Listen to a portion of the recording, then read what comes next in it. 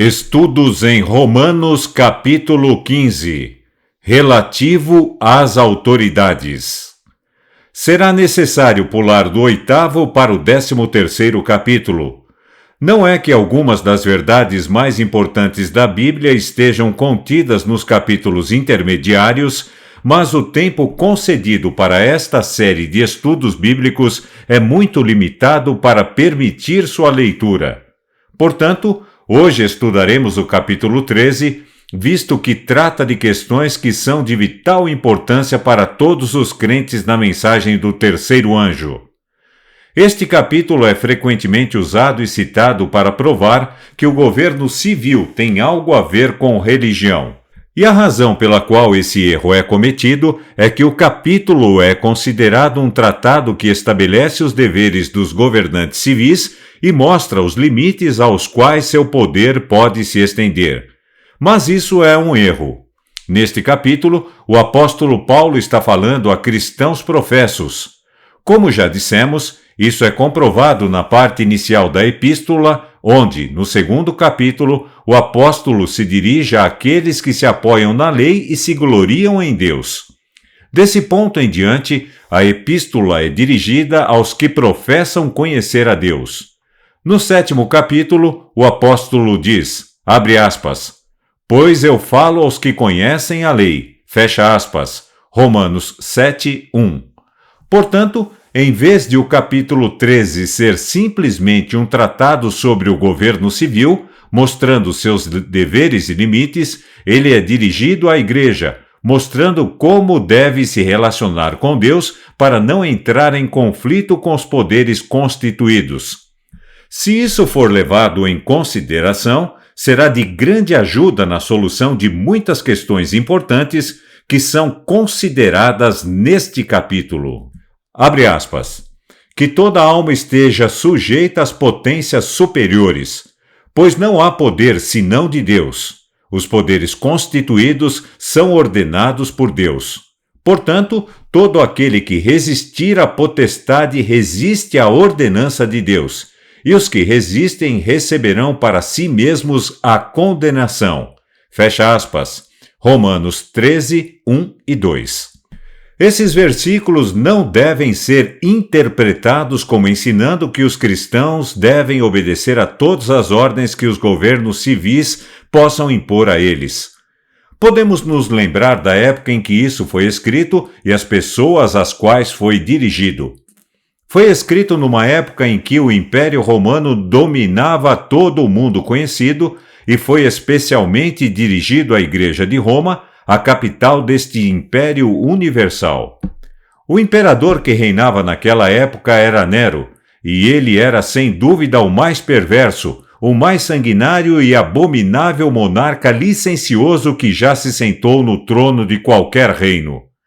Suponho que nunca houve outro homem no mundo que combinou tanto mal em si mesmo como Nero, o imperador dos romanos. Ele era um pagão, e um pagão dos pagãos. As leis que foram promulgadas em Roma reconheciam a religião pagã e foram opostas ao cristianismo. No reinado de Nero, ocorreu a perseguição mais cruel aos cristãos que já existiu desde o início do mundo. E foi durante essa perseguição que o apóstolo Paulo foi decapitado. Portanto, é manifesto que o apóstolo, quando diz que devemos estar sujeito aos poderes constituídos, não quer dizer que devamos fazer tudo o que os poderes constituídos nos dizem para fazer. Se o apóstolo Paulo tivesse feito isso, nunca teria perdido a cabeça. Mas sofreu porque a verdade que pregava era oposta aos princípios do governo romano. E não podemos supor que o apóstolo Paulo pregasse uma coisa e fizesse outra.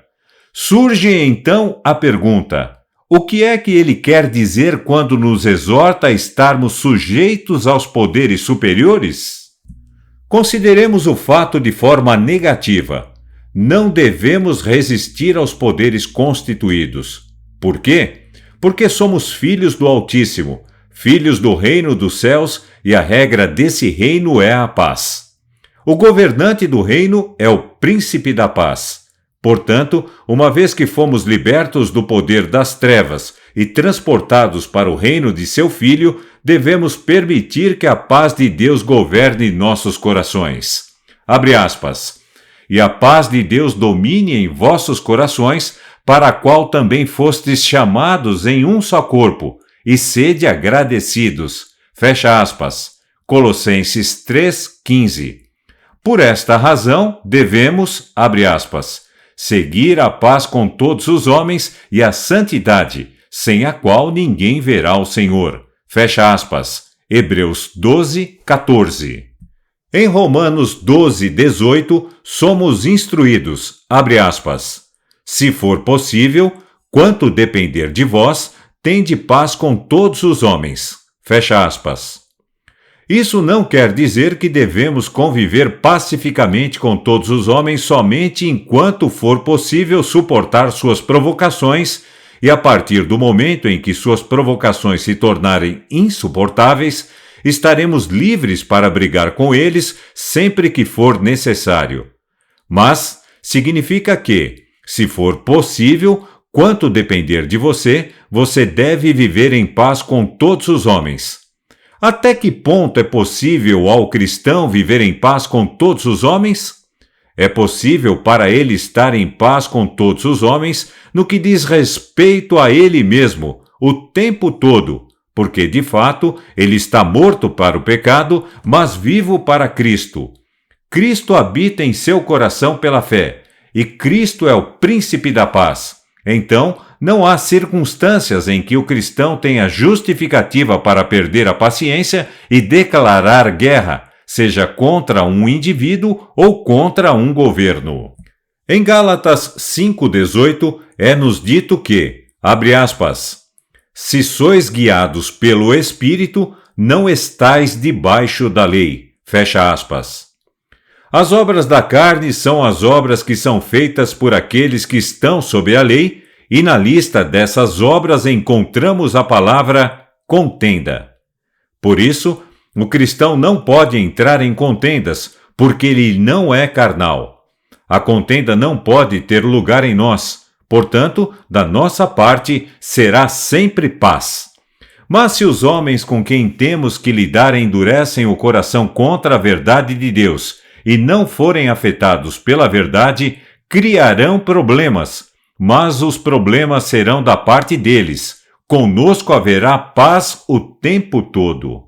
Em 1 Pedro 2:21 em diante, somos informados de que, abre aspas, porque para isso fostes chamados, pois também Cristo padeceu por nós, deixando-nos o exemplo para que o sigais em seus passos. Abre aspas. O qual não cometeu pecado, nem na sua boca se achou engano, o qual, quando injuriado, não tornou a injuriar. Quando padecia, não ameaçou, antes se entregou àquele que julga justamente. Fecha aspas. 1 Pedro 2:23. O caso de Cristo perante o Sinédrio, perante Pilatos, é um exemplo de paz perfeita. Portanto, se seguirmos o exemplo de Cristo e a exortação de Paulo, que sendo inspirado está em harmonia com Cristo, não chegaremos ao ponto de pensar, como tantos dizem, que a tolerância deixa de ser uma virtude. Se somos cristãos, temos o amor de Cristo habitando em nossos corações. Esse amor é caridade, e a caridade suporta todas as coisas. Cristo, em seu Sermão da Montanha, ordenou-nos, abre aspas, que não resistais ao mal, mas, se qualquer que te bater na face direita, oferece-lhe também a outra. Fecha aspas. Mateus 5:39. Ele está falando a sério ou não?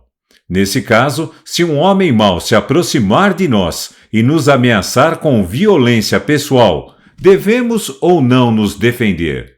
Deixamos esta questão em aberto para que vocês mesmos decidam. Independentemente do governo sob o qual um cristão vive, ele tem o dever de não resistir às suas ordenanças. Todos os governos, bons, maus ou indiferentes, são ordenados por Deus. de modo que a maldade ou males existentes no governo não dão desculpa ao cristão para se opor. Os governos são todos ordenados por Deus e são todos melhores do que a anarquia, mas não são ordenados para se encarregarem da religião, promovendo-a ou executando-a, porque Deus não delegou a sua autoridade em matéria de religião a nenhum poder terreno, embora sejam ordenados por Deus. E que tal estar sujeito aos poderes, mas nem sempre obedecer-lhes? Tomemos um exemplo conhecido. Nabucodonosor era rei da Babilônia, e o seu governo era certamente um governo ordenado por Deus, pois Deus tinha dado todas as terras sobre as quais governava nas mãos de Nabucodonosor, rei da Babilônia, e todas as nações deviam servi-lo, a ele e a seu filho e ao filho do seu filho. Nabucodonosor fez uma imagem de ouro e ordenou que, quando a música tocasse, todo o povo deveria se curvar a ela. Foi dito ao rei que os 3 hebreus, Sadraque, Mesaque e Abidnego, não se tinham prostrado e adorado a imagem de ouro. O rei chamou-os e disse-lhes que, embora o tivessem desobedecido, ele ignoraria aquela ofensa se, quando a música soasse novamente, eles adorassem a imagem. Abre aspas. Responderam Sadraque, Mesaque e Abidnego e disseram ao rei: Ó Nabucodonosor, não temos cuidado de te responder sobre este assunto. Se assim for, o nosso Deus, a quem servimos, pode livrar-nos da fornalha de fogo ardente e livrar-nos-á da tua mão, ó rei. Mas, se não for assim, fica sabendo, ó rei, que não serviremos o teu Deus, nem adoraremos a imagem de ouro que levantaste. Fecha aspas. Daniel 3, de 16 a 18. Não se opuseram ao rei. Ele deu a eles uma alternativa. Eles podiam fazer uma de 2 coisas: curvar-se diante da imagem ou ser lançados na fornalha. Eles desobedeceram a ordem de se curvar à imagem, mas não se opuseram à alternativa de entrar na fornalha. Além disso, disseram ao rei que seu Deus era capaz de livrá-los de sua mão. Mas eles não sabiam se ele iria fazer isso ou não. Isso não importava de forma alguma. Se ele não decidisse libertá-los, eles seriam queimados. Tudo bem, eles entregariam suas vidas, triunfariam na morte e, dessa forma, seriam libertos das mãos do rei, caso não ficassem livres da morte. Qual é a relação dos cristãos com o governo civil? Cristo é o ungido. Para que ele foi ungido? Abre aspas. Pregar as boas novas aos mansos, para curar os quebrantados de coração, para proclamar a liberdade aos cativos e a abertura da prisão para os que estão presos. Fecha aspas. Isaías 61, 1.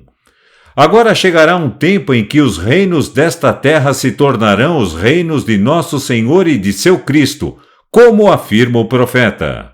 No 2º Salmo lemos, abre aspas, Pede-me e eu te darei os gentios por herança e os confins da terra por tua possessão. Fecha aspas. Salmo 2, 8. Mas o que ele vai fazer com eles? Fazê-los em pedaços. Esse tempo ainda não chegou. Portanto, Cristo, o mediador, não tem nada a ver com os governos da terra. Seu governo é um governo espiritual no coração de seu povo. O seu reino, pois ele está sentado num trono e governa, é um governo sobre o coração do seu povo. Ele governa no coração dos homens, onde é impossível para os reis da terra governar. A contenda pode reinar ali constantemente, mas eles não a podem impedir. Ou a paz pode dominar e eles não a podem perturbar. Ele senta-se num trono de graça e aí concede a graça sem interferir com os governos da terra e de uma forma que eles não podem impedir. Os grandes homens desta terra exercem domínio sobre os outros, mas Cristo ordenou que não seja assim entre seu povo. mas aquele que deseja ser o maior entre eles, seja o servo de todos. Tome Daniel como um exemplo de como os homens devem estar sujeitos aos poderes constituídos e ainda assim estar sujeitos a Deus. Havia um decreto que estabelecia que todo aquele que pedisse uma petição a qualquer deus ou homem, por 30 dias após a aprovação desse decreto, exceto ao grande rei Dario, deveria ser lançado na cova dos leões. Daniel ocupava uma alta posição no governo e era um cidadão pacífico, como todo cristão deve ser.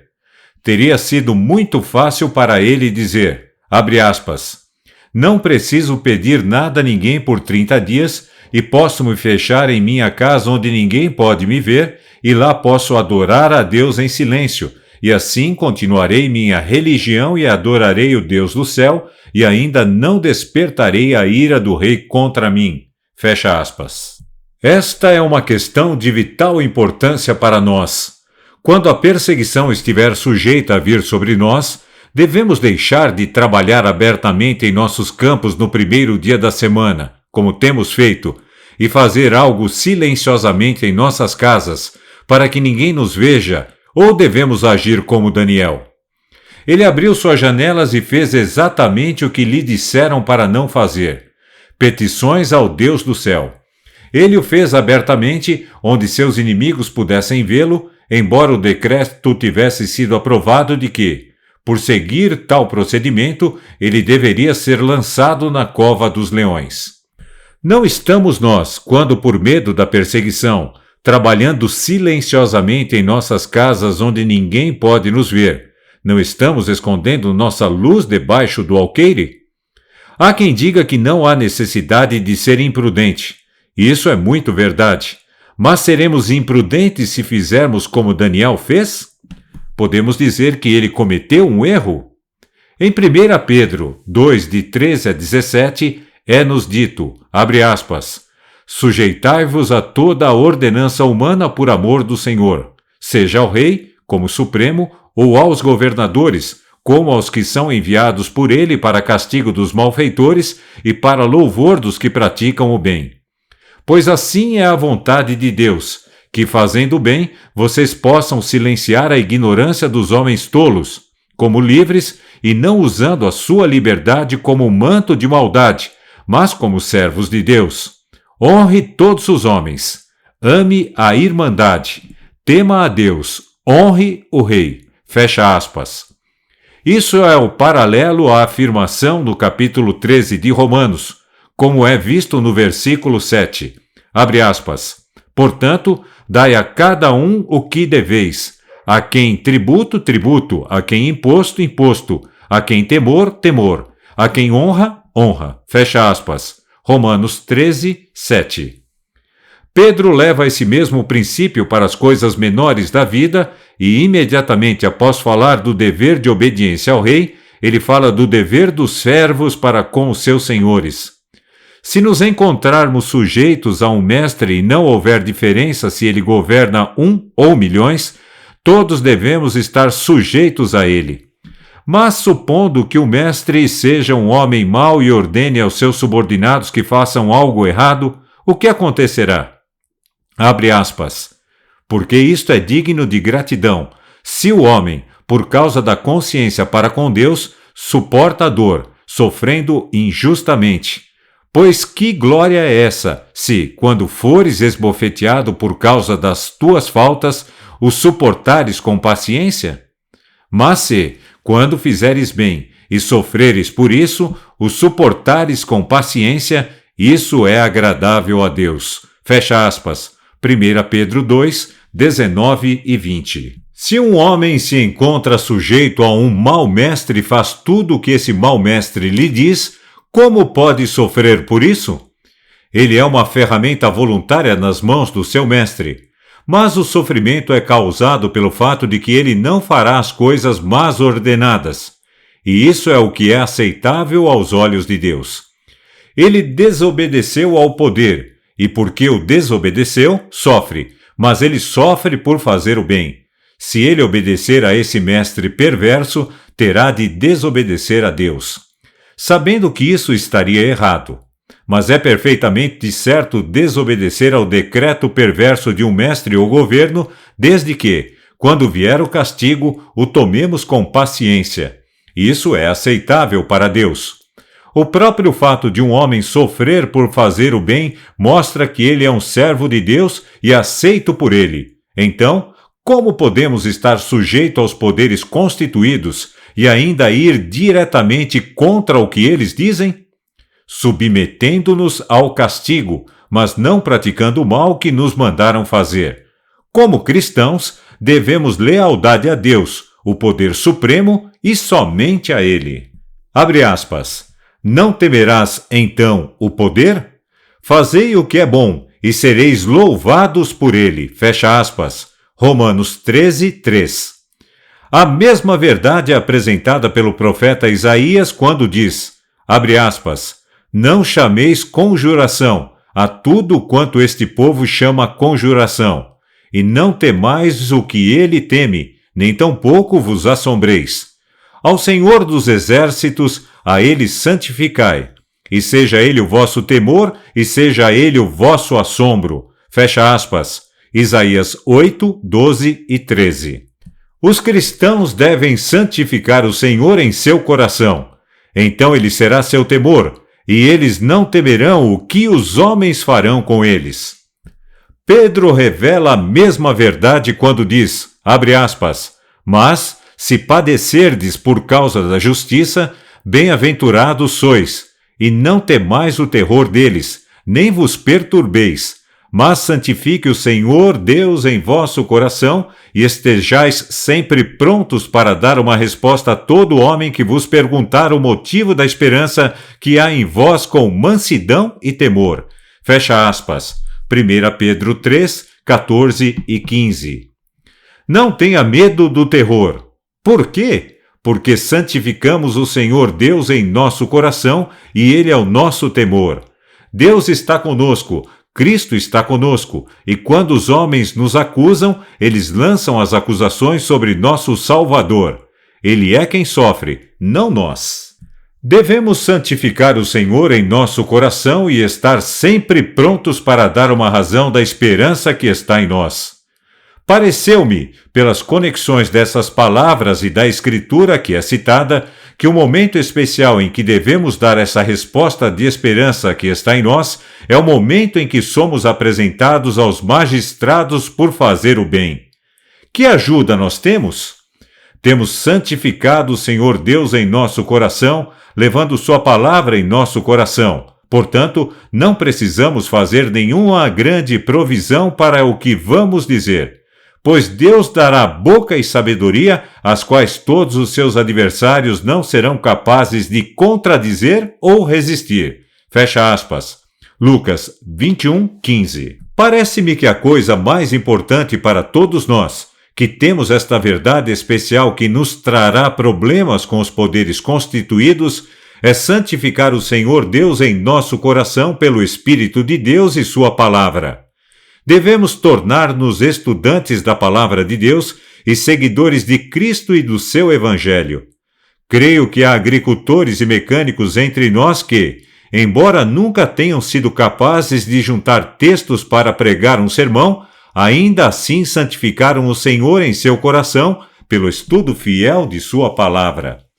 Esses homens serão levados a tribunais por causa de sua fé, e ali pregarão o Evangelho em sua defesa, porque Deus naquele dia lhes dará uma boca e sabedoria que seus adversários não poderão contestar nem resistir.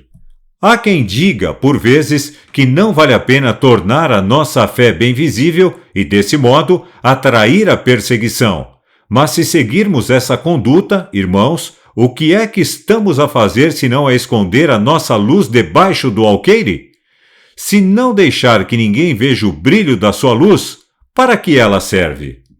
Às vezes, corremos o risco de trabalhar tão diligentemente para evitar a perseguição, para que possamos levar adiante a obra em paz, que negligenciamos a obra.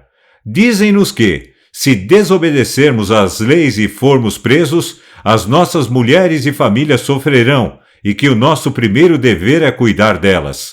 Agora, irmãos, até onde podemos levar isso adiante? Devemos mostrar nossa lealdade a Deus ou devemos escondê-la? Diz alguém, abre aspas, podemos manter nossa religião, mas podemos mantê-la em silêncio. Não devemos deixar nossas famílias sofrendo. Irmãos, que aproveita o homem ganhar o mundo inteiro e ainda assim perder a sua alma? O mestre diz, abre aspas, aquele que perder a vida por minha causa, a encontrará. Mateus 10, 39. Volte para o caso de Daniel. Ele não ficou quieto, ele orou abertamente. Abre aspas. Sim, Daniel podia fazer isso, mas agora, no século XIX, é diferente. Fecha aspas. Não, não é. É exatamente a mesma coisa. O povo poderia ter dito a ele, abre aspas, Daniel, você pode fazer o bem ao seu povo na posição de influência que ocupa. Você pode evitar que sejam perseguidos. Agora não vá e se feche naquela cova dos leões e perca sua vida e traga grande calamidade sobre seu povo. Fecha aspas. Mas Daniel foi para a cova dos leões e ele foi para lá viver sua fé abertamente e de uma maneira que todos os homens pudessem ver. E isso trouxe calamidade sobre seu povo? Não. Na verdade, em consequência de sua obediência, o nome do Deus do céu foi mais altamente honrado e reverenciado naquela nação do que nunca. É nosso dever pregar o Evangelho, levantar-nos e deixar nossa luz brilhar, e se fizermos isso, Deus segurará os ventos pelo tempo que eles devem ser mantidos. Irmãos, a mensagem do terceiro anjo é a maior mensagem em toda a terra. Os homens não a consideram assim, mas chegará o momento em nossa vida em que a mensagem do terceiro anjo será o tema e o assunto das conversas em todas as bocas. Mas ela nunca será levada a essa posição por pessoas que se calam a respeito dela, mas por aqueles que confiam em Deus e não têm medo de falar as palavras que Ele lhes deu. Ao fazer isso, não tomaremos nossa vida em nossas mãos e agradeço a Deus por isso. Nossa vida estará escondida com Cristo em Deus e Ele cuidará dela. A verdade será levada a esse patamar elevado simplesmente se homens e mulheres saírem e pregarem o Evangelho e obedecerem ao que pregam. Que as pessoas conheçam a verdade. Se tivermos um tempo de paz para divulgá-la, seremos gratos por isso. E se os homens criarem leis que parecem cortar os meios pelos quais o Evangelho pode passar, podemos ser gratos por adorarmos um Deus que faz com que até a ira dos homens o louve. E Ele o fará. Ele espalhará seu Evangelho por meio das mesmas leis que os homens ímpios decretarem para destruir sua existência. Deus segura os ventos, irmãos, e Ele nos ordena a levar a mensagem. Ele os segurará pelo tempo que for melhor para segurá-los, e quando começarem a soprar e sentirmos as primeiras rajadas no início da perseguição, os ventos farão exatamente o que o Senhor quer que façam. Nós cantamos, abre aspas, se por mares tranquilos, calmamente em direção ao céu navegamos, com corações agradecidos, ó Deus, a Ti, nós nos apropriaremos do vento favorável. Mas se os ventos aumentarem e o descanso demorar a chegar, abençoada seja a aflição, gentil a tempestade, que nos leva mais perto de casa. Fecha aspas. Muitas vezes cantamos isso, mas não acreditamos, pois quando vemos a tempestade chegando, achamos que não é melhor deixá-la chegar, então nos escondemos dela ou tentamos evitá-la. Mas tudo acontece segundo o propósito da vontade de Deus. A tempestade apressará a calmaria e o descanso não demorará a chegar. Abre aspas. Portanto, dai a cada um o que deveis, a quem tributo, tributo, a quem imposto, imposto, a quem temor, temor, a quem honra, honra. A ninguém devam nada, a não ser amar uns aos outros, porque aquele que ama a outro tem cumprido a lei. Fecha aspas. Romanos 13, 7 e 8. Se você fizer isso, viverá em paz com todos os homens, até onde depender de você. Se amardes o vosso próximo como a vós mesmos, estareis cumprindo toda a lei. Porque, para amar o próximo, é necessário que o homem ame a Deus, porque não há amor que não seja de Deus. Se amo meu próximo como a mim mesmo, é simplesmente porque o amor de Deus habita em meu coração. É porque Deus fez sua morada em meu coração e não há homem na terra que possa tirá-lo de mim. É por essa razão que o apóstolo se refere à última tábua da lei, porque se cumprirmos nosso dever para com o próximo, naturalmente se conclui que amamos a Deus. Às vezes nos dizem que a primeira tábua dos mandamentos indica nosso dever para com Deus e constitui a religião, e que a segunda tábua define nosso dever para com o próximo e constitui a moralidade. Mas a segunda tábua contém deveres para com Deus tanto quanto a primeira. Davi, depois de ter quebrado 2 dos mandamentos contidos na segunda tábua, ao fazer sua confissão, disse, abre aspas, contra ti, e só contra ti, pequei e fiz este mal aos teus olhos. Fecha aspas. Salmos 51, 4. Deus deve ser o primeiro e o último o tempo todo, e se as ordenanças de Deus exigirem que sejamos contrários às leis dos homens, devemos obedecer a Deus e confiar tudo a Ele.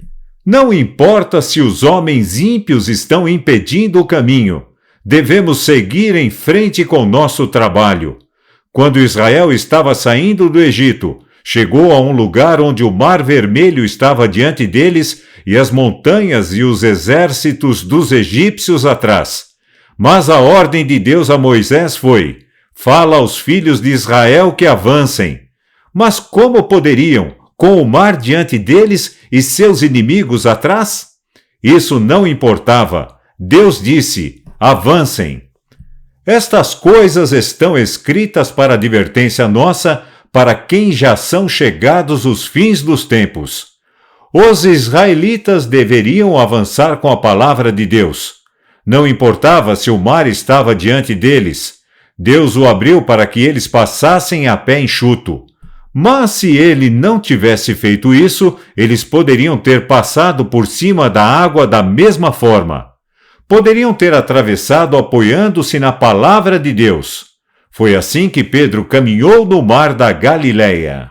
Devemos sempre nos lembrar de que somos filhos de Deus e, sendo filhos de Deus, vencemos o mundo. Todas essas lições que aprendemos servem para nos preparar para o tempo de angústia. Abre aspas. Portanto, tomai toda a armadura de Deus para que possais resistir no dia mau e, havendo feito tudo, permanecer firmes. Fecha aspas. Efésios 6, 13.